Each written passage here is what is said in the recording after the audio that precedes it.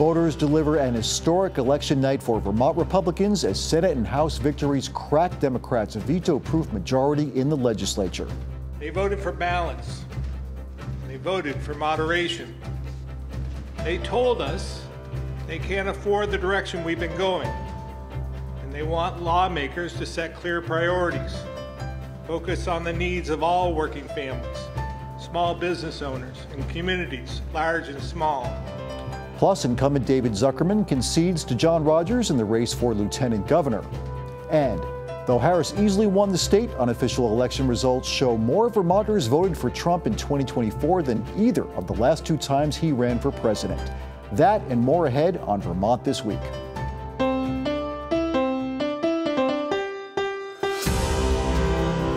From the Vermont Public Studio in Winooski, this is Vermont This Week. Made possible in part by the Lintelak Foundation and Milne Travel. Here's moderator Mitch Wertlieb. Thanks so much for being with us. I'm Mitch Wertlieb. It's Friday, November 8th. And joining us on the panel today, we have Peter Hirschfeld from Vermont Public, Sarah Mearhoff from VTDigger, and Mark Davis from Vermont Public. Thank you so much all for being here. And sorry it's such a boring week to have you here. Nothing to see here, folks. Let's just move on. Obviously, stunning stuff happened this week with the elections. Republican victories cracking Democrats' veto-proof majority in the Statehouse. Let's hear from Jason Malucci and then Senator Phil Baruth talking about what happened on Tuesday. There's going to be greater representation on the committees and a greater necessity for the legislature to work with the governor. We hear the message from voters, and we will sit down with it, we'll get comfortable with it, and we'll go back at it in January. I'm going to work very hard with everybody that comes in, and we will see what we can agree on. Yeah, we're going to see what they can agree on, but it is going to be a very different looking legislature when they reconvene. Pete Hirschfeld, you've been covering the State House for so long, and I have to ask, first off the bat, you know, we were talking about concerns Vermonters had coming into this election, affordability, property taxes, all sorts of things, and we knew that folks were upset. But did you see this sort of thing coming? And we'll talk about what actually happened here, but did you see this coming, this kind of red wave? No. I thought that Republicans would pick up seats in both the House and the Senate, as I think anybody who's been following this election did. The magnitude of those gains, I did not see coming.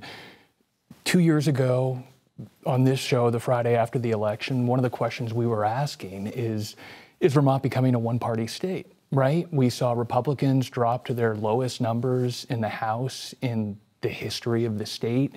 And suddenly we find ourselves in a situation where the party has rebounded in ways that really are without precedent in recent memory. We've never seen either party make gains of the sorts that we saw on Tuesday in at least 3 decades. Wow. And suddenly you have a resurgent, energized GOP that is ready to make its mark in Montpelier. And to be clear here, the veto-proof majority is gone, but Democrats still have a majority. But we have a graphic to show you about just how much has changed here. And let's take a look at that. You can see from 2023-24, this is the Senate makeup. Now look at it coming into next year, how that has changed.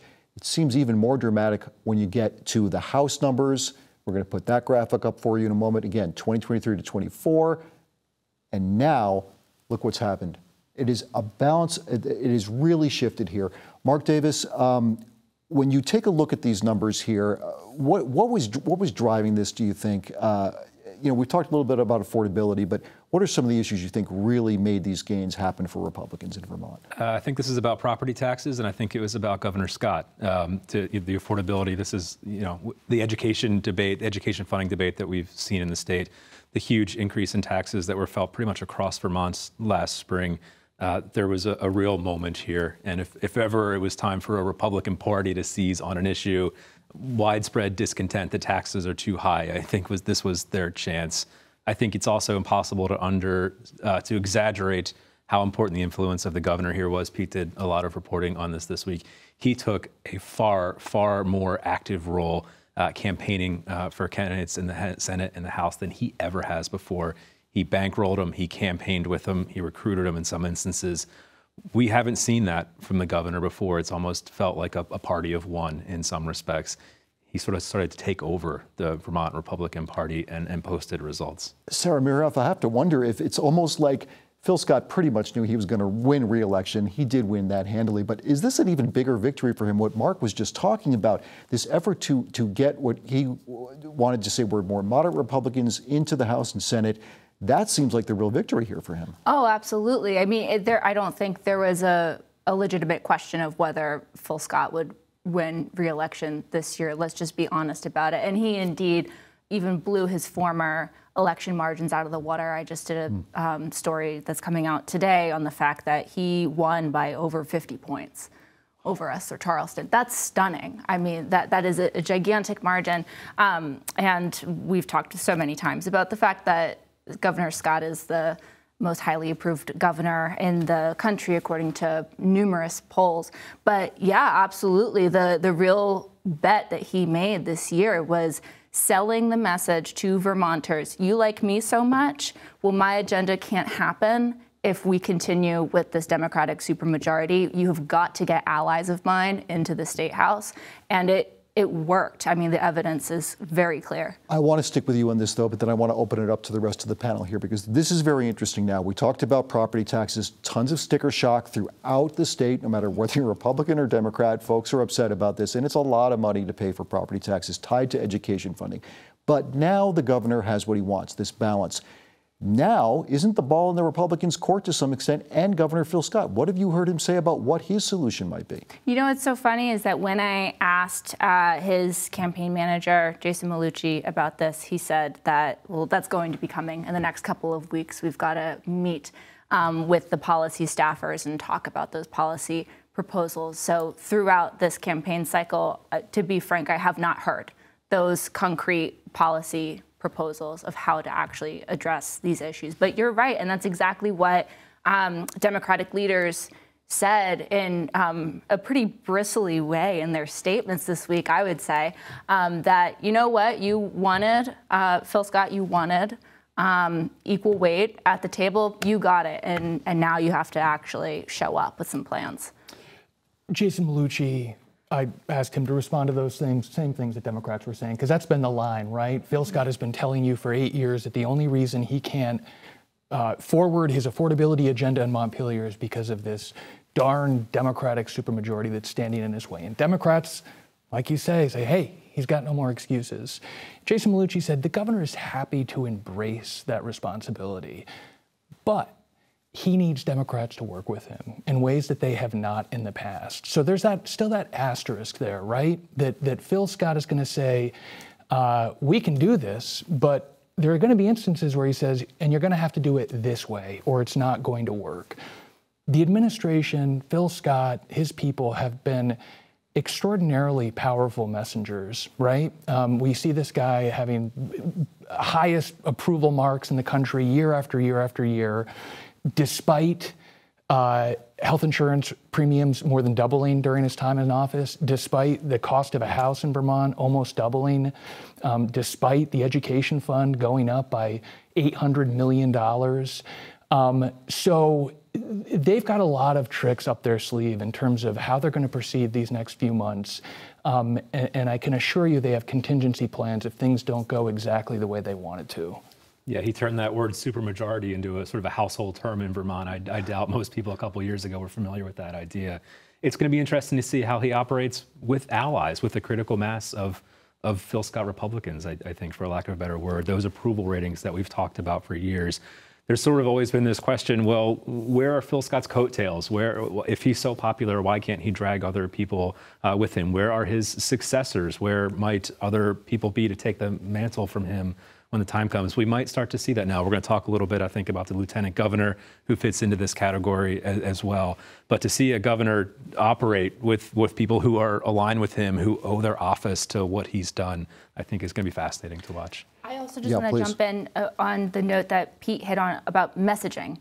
It is so clear that Republicans hit the nail on the head with messaging this cycle. And not just in Vermont. This is not happening in a vacuum, too. I mean, we saw a shift to the right nationwide in this election. And clearly, Vermont Republicans Whether they even knew the extent of how right they were on that during the campaign cycle, I frankly think is up for debate, because they even seem shocked, pleasantly shocked on Tuesday night. But I talked to David Glidden, the chair of the Vermont Democratic Party, this week, and he admitted that the governor was consistently hitting on this point of affordability, affordability, affordability. And when Democrats went door knocking, they were happy to talk about the environment. They were happy to talk about reproductive health access. They did not have a counterpoint on affordability. And he convinced Republican candidates to stick exclusively to the issue of affordability, right? We didn't see any culture war debates happening in these down ballot races. We saw Republican candidates talking about taxes, talking about the cost of living. That's one of the things that has hurt them. In a state like Vermont, that's not a road you want to go down. It's not a recipe for electoral success. And what Phil Scott did this year is show a new playbook to the Vermont GOP, which has for a number of years been going further and further right in terms of the people that are in control in elected, chairmanships in that organization. And he's hoping that this is a lesson for them, that this is a new model that they can follow, so that this isn't a one-year one-off, that this is something that they can sustain over time. I do want to unpack some of what you and Sarah were just talking about there, this idea about, does this reflect what happened nationally?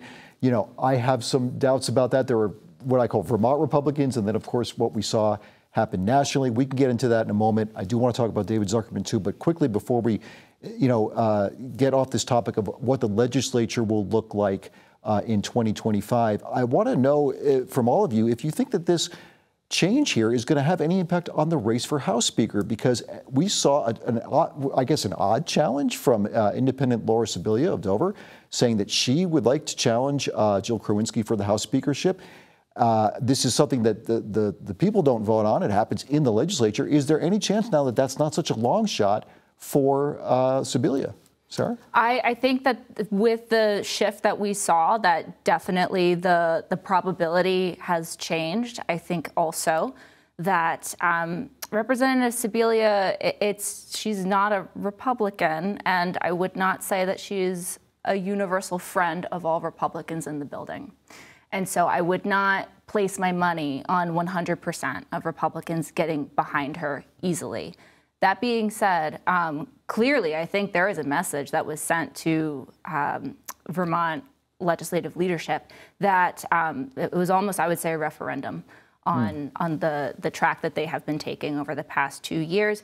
And I think that they're kind of reading the room on that. Yep.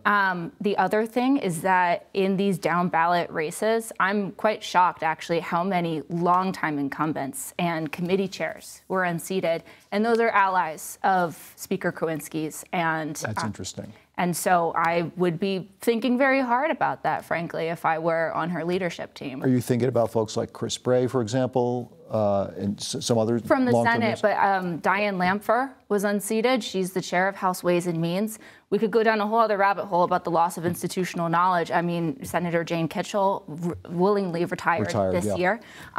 Those are two of our 4 money chairs out of their seats. There's a whole downstream impact of that. But Mike McCarthy was also unseated. He is someone that's very close, I would say, with Joe Krowinski. This is definitely a shift, I think, in the alliances in the building. Mark, let's talk about David Zuckerman for a moment. He has conceded formally to John Rodgers, but also pointing out that there's an oddity in the legislature because neither of them, Zuckerman nor John Rodgers, got 50% of the vote. Yeah, speaking of rabbit holes, we could probably do one on the definition of the word conceded. Effectively, yes, as you noted, he did not get over 50%. The Vermont Constitution says, therefore, that has to be decided by the legislature, usually thought of as a rubber stamp, no big deal sort of situation. David Zuckerman has noted that they would be within their rights to do something different. There was a third-party candidate, a liberal candidate, who took a decent chunk of the votes. Ian Diamondstone, Diamondstone, forgive me. Right. So there is an argument that could be made, that was made a little bit this week, that, well, if you added those votes to David Zuckerman's votes, he would be the winner. To be clear, he's saying he won't lobby legislators for it. He recognized that John Rodgers won this race. We've seen statements from the Democratic Party chair to recognize the will of the people. So It seems extraordinarily unlikely that this would get contested a couple weeks from now. It's perhaps a distinction without a difference at a certain point here, but he did leave just a little bit of that wiggle room. That race is interesting because I think it distracted all of us in a way. That was the closest race we thought, you know, and it was, you know, it was we saw the graphic there, 49% to 47%, but it kind of took the attention away, it feels like, from everything else that was happening, like Pete was talking about earlier, not seeing this huge red wave coming, and it absolutely happened. Most statewide incumbents, though, did win re-election in Vermont. Bernie Sanders, Becca Balint easily won their U.S. Senate and House seats. But, you know, things could be changing, certainly for our senior Senator Bernie Sanders, chairman currently of the Health, Education, and Labor Pension Committee, probably going to be stripped of that when things get back in 2025 in Washington. So his role may be diminished there. But, Mark, I want to stick with you briefly on this question of Bernie Sanders. While his role may be diminished in the U.S. Senate for chairmanships and things like that, he has made some pretty bold statements about the election nationally. And what do you think his role may be moving forward for the Democratic Party? I know he's not a Democrat, but... No, for sure. And yeah, he's going to lose that chairmanship, no doubt. But Bernie's power has never really been rooted in someone who pulls the levers in Capitol Hill in a way that, say, Senator Leahy's was, right? His popularity, his influence, his power comes from his message, comes from those two presidential campaigns. Bernie, I think, wakes up this Wednesday as one of the most popular, well-known Democrats left on the national stage. President Biden's going to be stepping away. The vice president just lost. There's going to be a real rebuilding moment here for the Democratic Party. And that moment, that conversation is already starting to focus on the loss of working class voters. It's starting to focus on sort of the Democratic establishment, and those are two targets that Bernie Sanders has several decades worth of receipts for speaking out against. He put out a really, really interesting, aggressive statement Wednesday, pretty much blasting the Democratic Party on those 2 points, on losing working class voters, on losing touch with them. It's the same thing Bernie's been saying for a very long time. So that conversation might really be coming his way at a time when there is a leadership vacuum, I think, in the National Democratic Party. It's interesting. He's 83 years old. I actually asked him on Election Day, is this the last time we see you on a ballot in Vermont? He's getting that age. And he chafed at that even more than he usually chafes at questions like that. And as the days went on this week, I was like, he may have seen this coming, or that if Kamala Harris were to lose, his profile, his influence might only grow. The statements he's putting out this week are certainly hinting that he's going to be center stage here the next couple of years. And that chafing, I guess, maybe really shows that maybe he's trying to tell you, like, I'm still Bernie, I've still got it, I'm still doing what I do. Pete, what do you think about his message moving forward? Are Democrats nationally going to listen, do you think? We're going to find out, right? There's no shadow cabinet in a smoke-filled room that makes the big decisions about where the Democratic Party goes from here. As Mark said, it's going to be a free-for-all, and there are going to be all kinds of people vying for influence when these critical decisions are made about what direction is this party going to go in. And I think it's a similar conversation to the one that Democrats are going to be having in Vermont. Sanders' statement kicked off with him saying it should come as no great surprise that a Democratic Party, which has abandoned working class people, would find that working class people have abandoned them. And you wonder if that's not a statement that is going to be in the back of the minds of Vermont Democrats as they think about what went wrong in 2024 and how they can get it right in the future. And, you know, not for nothing, but Vermont's junior senator, Peter Welch, was echoing a lot of those same messages. He was sort of desperately trying to tell the Harris campaign in those last couple of weeks before the election, pound the economic message home. Tell people why the Democratic Party will be better for your pocketbook. And he was saying, you know, don't talk so much about the danger that Trump poses. So he was kind of reflecting that too. So I think Peter Welch is sort of maybe not the same as Sanders, but a little bit on board with that same kind of message, you think? Yeah, no, I think that's fair. And to add on to the statement Pete read from Bernie, he gave an interview to the Times a couple days later in which he explicitly called out what he says is an over-reliance on identity politics in the Democratic Party. Fascinating, strong statement from something of a liberal icon. This is going to be a fascinating debate to watch, and I think Bernie's going to be right in the middle of it. Interesting, too, that more Vermonters voted for Trump in 2024 than the other previous two times that he ran for president. So Sarah Mearhoff, you were talking before about mirroring sort of what happened here in Vermont and nationally. Is there a correlation here? I mean, do you see some sort of shift in the way that the people are thinking about democracy, about what it means to elect someone like Donald Trump in this kind of atmosphere? I don't know if every voter, when they hit the booth, is necessarily thinking about capital D democracy, to be completely honest with you. I think that a lot of people, when they filled out their ballots this year, were thinking, I'm hurting. My family is hurting. I can't pay my bills. I can't afford the groceries I used to be able to. I need a new roof and I can't get it over my head. I think that's what people were really thinking about, frankly. And I think that a lot of people voted for change, whether that will transpire the way they think it will or not. I don't know about that. But I think that's what really was on people's minds when they cast their votes this year. And I think that you can draw some parallels between what happened nationally and then what happened in Vermont. I've seen some reporting nationally about worldwide, even not just in the United States. Many elections this year saw a mass booting out of incumbents. This is a trend that's happening all around the world, and I think that there is just a growing movement of people saying what we have is not working and we need change in some fashion. Well, we're going to find out about a lot of things. At the time we're going to tape here, we know that President Trump has won. That's the executive branch. We know that Republicans have taken back the Senate. We do not know which party has control of the U.S. House at this moment. Assuming, let's take a hypothetical here, the Republicans do win the House. Now they've got control of all of it. There has been talk about a federal abortion ban. There has been talk about some other sweeping changes that could happen. Now, Vermont has it written into its constitution a protected right to reproductive freedoms. But, Sarah, would that go away with a federal abortion ban? It all comes down to enforcement, really, right? I mean, if the federal government takes a posture of really fierce crackdowns, if they were to institute a national abortion ban, it depends on how they choose to execute it, right? And so I think that you could, in quite an extreme scenario, see a level of federal surveillance on Vermont doctors. You could see a surveillance on people's travel, people's use of their menstrual cycle tracking apps and whatnot, their location on their phones. This is kind of like the really like deep in the rabbit hole kind of think, right? Or there could be a more hands-off approach. Say, like, marijuana remains illegal on the federal level, but it's legal here in Vermont and people partake, obviously. Right. So it really depends. I mean, so much of the federal government's action really just comes down to it's a decision on how to execute.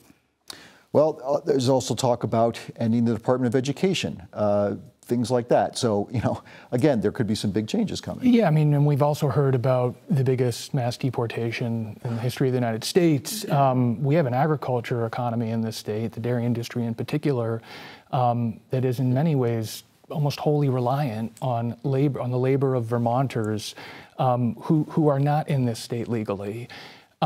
If we were to see that mass deportation materialize, to the nth degree, there's a scenario in which Vermonters are arrested in the communities that they live in. Many of them have been there for a long time now. They have children that are in our schools, and there's a dairy industry that is reliant on them. So there's a potential for one federal action that could have significant humanitarian and economic impacts on the state. Yeah, and of course, closely related to that, we have a border as well. It's not the one most people think about when they hear these conversations nationally, but there has been an uptick in crossings across that border. So you have that. We have an ICE facility here in Vermont as well. So I think, as you're referencing the mass deportations, we would maybe be a part of that. But again, we don't know, and we're going to find out. And I'm not trying to scare anybody. It's just that, it's been a pretty, let's say, interesting 10 years, and that's to put it mildly. We've seen things happen that I don't think anybody could predict have happened, and it's something to consider. And, just circling back to this the abortion situation, California Governor Gavin Newsom has called back the state legislature in California in order to put protections for reproductive freedom in that state. So it's not as though people are saying that this couldn't possibly happen, and we're going to have to see how this all shakes out, of course. Just final thoughts from the three of you on what has happened here. And also, let's bring it back to Vermont very briefly. Can the Democrats and Republicans work together here? Because everyone's going to be watching them now. Politics is the art of compromise. Nobody ever gets what they want with a compromise, but isn't that the challenge before both parties right now? Sure it is, and I think it comes at a time of great urgency, I think specifically in the education funding issue, which has escalated, I think, dramatically the past couple of years. They're going to have to do something. I mean, the early forecasts are that the school budget situation that was quite severe last year might be quite as bad, if not worse, this year. There are some issues that are going to demand immediate attention. Will they come together? I defer to the State House experts on that. Well, one of Laura Sebelia's main points in running for Speaker is she's concerned about the toxic relationship between the administration and the legislative branch. If there's going to be meaningful bipartisanship, meaningful progress on these issues, the oil and water nature of some of those relationships is going to have to get fixed. And I mean, linking it back with the federal stuff, one of the talking points of the Trump campaign has been dissolving the U.S. Department of Education. And if that happens, I mean, our education funding system, forget about it. Another wrinkle there. We've run out of time, so much to talk about, but thank you so much, everyone. Sarah Mearhoff from VTDigger, and from Vermont Public, Peter Hirschfeld and Mark Davis. I'm Mitch Wertlieb. Thank you so much for tuning in to Vermont This Week. Hope you'll do so next week as well. Have a great week in the meantime. We'll see you next week.